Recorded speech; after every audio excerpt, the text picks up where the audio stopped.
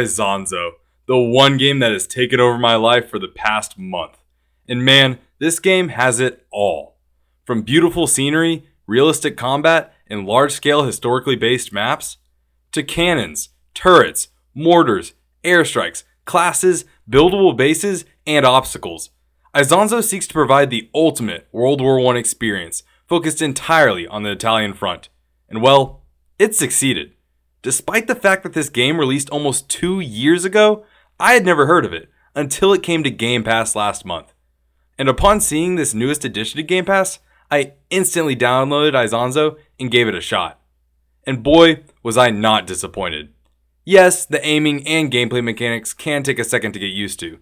These definitely aren't COD or even Battlefield mechanics. Everything is much more realistic. Getting hit with just one bullet usually ends in death. Now, while this usually would have turned me off of the game, made it too challenging or frustrating or even repetitive, Isonzo has somehow managed to make these realistic mechanics rather enjoyable.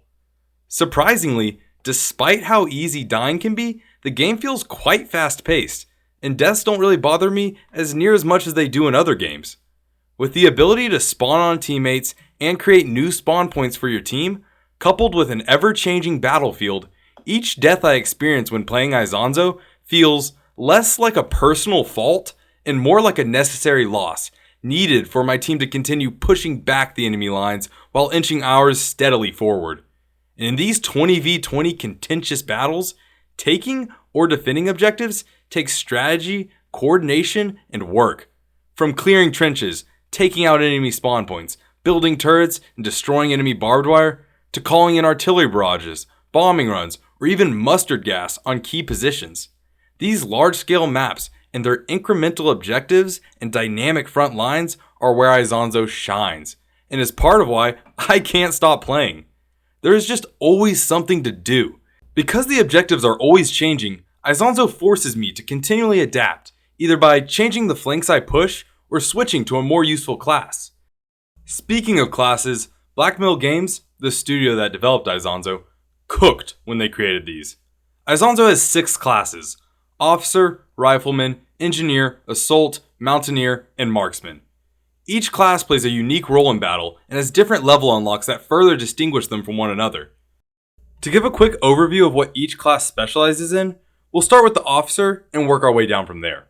The Officer has the most influence over how the battle plays out, with the ability to call in a wide range of reinforcements in the category of either artillery, gas, or airstrikes.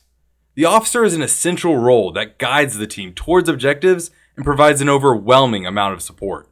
Officers are also able to issue orders to their team and increase the spawn time for their entire team.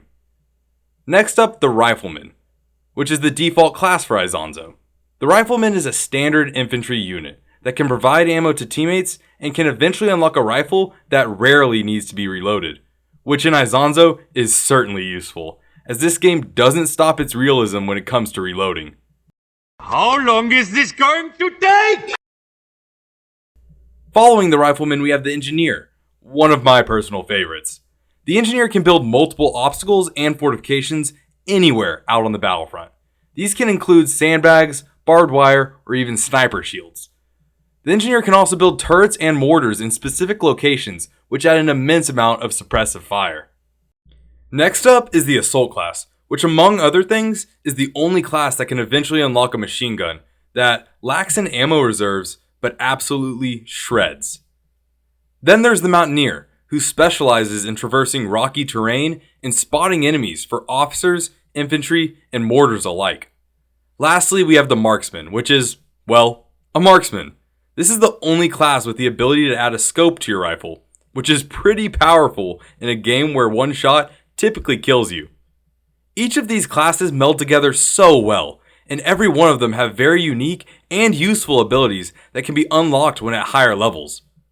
Moving on from the classes of Isonzo, the immersion in this game is spectacular. I've experienced very few FPSs that allow me to actually feel and better understand what war can be like. The screams the players make in this game when they die are bone-chilling. The soldiers shouting orders in Italian, Hungarian, and German is impressively done. and just the general chaos that these maps are under throughout the whole fight is awe-inspiring. And while we're on the topic of maps, these locations evoke a sense of paradoxical tranquility. What do I mean by that? Well, when playing the game, I often find it incredibly sobering just looking around at the immaculate scenery that surrounds these scorched and decimated landscapes these battles encompass. And this too serves to illustrate just how real this game comes across and how well it conveys the feelings of war. Playing Isonzo reminds me so much of Battlefield 1, in not only its setting, but its large-scale objective-based combat and in many of its mechanics.